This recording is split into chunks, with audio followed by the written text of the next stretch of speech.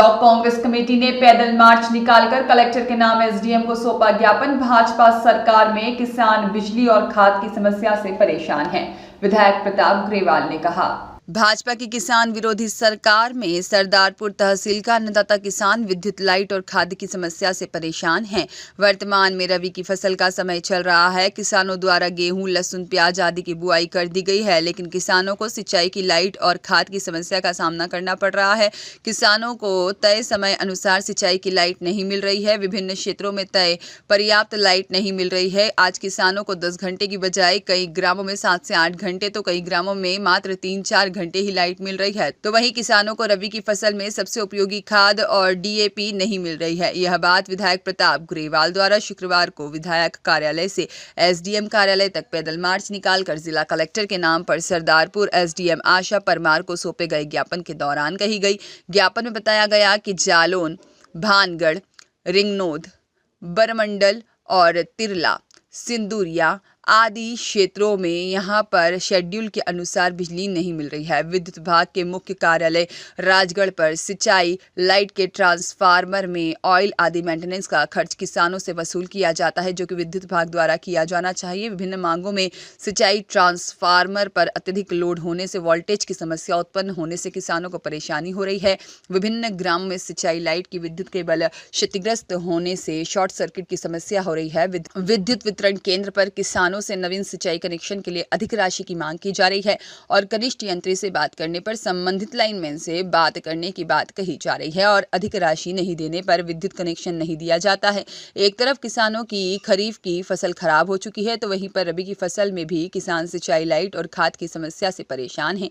ज्ञापन का वाचन जिला कांग्रेस सचिव राजेंद्र लोहार ने किया। इस दौरान ब्लॉक कांग्रेस अध्यक्ष रतनलाल पडियार, मोहन लाल मुकाती, बाल मुकुंद पाटीदार, बद्री लाल पाटीदार, शंकर दास बैरागी, दिनेश चौधरी, जीवन सिंह सिसोदिया, अंतर सिंह पवार, नंदराम चौधरी, संजय जायसवाल, दीपक जैन, प्रभुलाल जाट, भानु प्रताप सिंह, केकड़िया डामोर और शंकर सिंह सोलंकी, राजकुमार सिंगार और आदि लोग मौजूद रहे। समस्या फिर क्या आश्वासन मिला? आज माननीय मुख्यमंत्री जी महोदय के नाम और धार जिला कलेक्टर के नाम ज्ञापन दिया, जिसमें बिजली की कटौती को लेकर के और खाद की किल्लत को लेकर के हमने ज्ञापन दिया।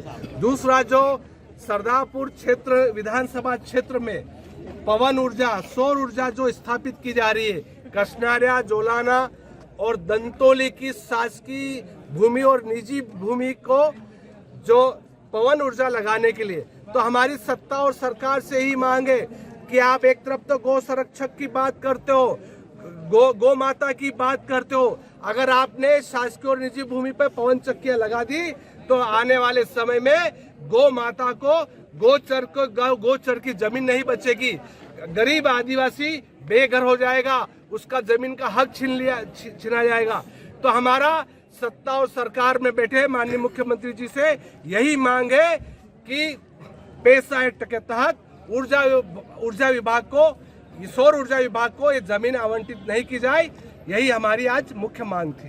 की क्या समस्या? एक नैनो यूरिया जब किसान लेना नहीं चाहता है तो जबरदस्ती उस नैनो को किसानों को जबरदस्ती पकड़ा जाए। एक तरह से किसानों से खुली ठगी हो रही है और इस ठगी पर किसानों पर हमने सरकार के संज्ञान में लाए, एसडीएम के संज्ञान में लाए, इस पर रोक लगना चाहिए। ये सिंचाई के लिए बिजली एक तो पहले कम मिलती है और मेंटेनेंस के नाम पर कटौती हो रही है, इसको लेकर के क्या आश्वासन मिला?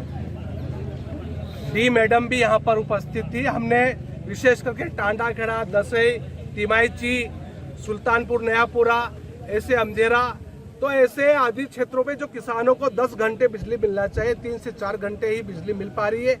और जो किसान विरोध करने जाता है वहां पर बिजली विभाग के कर्मचारी अधिकारी जाकर के उसका प्रकरण बना देते हैं। तो एक तरह से बिजली विभाग की दादागिरी, गुंडागिरी चल रही है, उसके खिलाफ भी हमने एक ज्ञापन दिया है।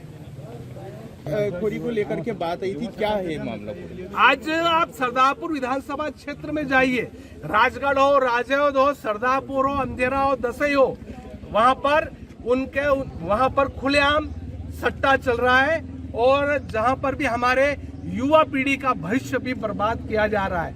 ड्रग्स सप्लाई हो रहा है, जिससे हमारी आने वाली युवा पीढ़ी पे का भी भविष्य बर्बाद हो रहा है। मेरे आज सत्ता और सरकार में बैठे के लोगों से ही मांगे कि जो अवैधानिक कार्य कर रहे हैं, गलत कार्य, उस पर अंकुश लगाया जाए। उसके पूर्व भी मैं माननीय मुख्यमंत्री जी को पत्र लिख करके मांग कर चुका हूं कि अवैध धंधों पे रोक लगाई जाए। यही हमारी सरकार से मांग है।